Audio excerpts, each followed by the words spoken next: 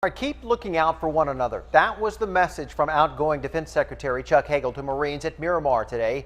And 10 News military reporter Bob Lawrence has the one thing in particular that really hit home with the Marines. Hagel arrived at one of Miramar's vast hangars on the first leg of a three-day tour.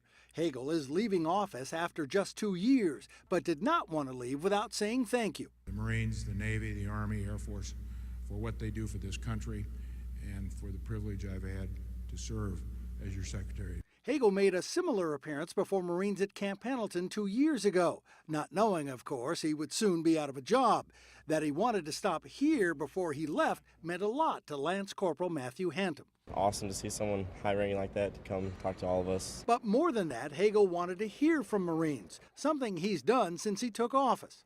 And asked by one of the Marines if there was one piece of advice he would give his successor, he said it in one word: listen. You can't fix a problem unless you understand the problem.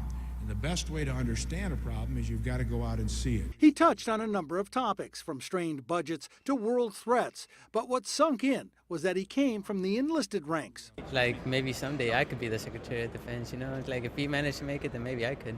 Wednesday, Hagel will make one last visit to sailors and Marines on board San Diego's newest warship, USS America. Bob Lawrence, 10 News. And Hagel will wrap up his farewell tour at Fort Bliss in Texas, where his Army career began back in 1967.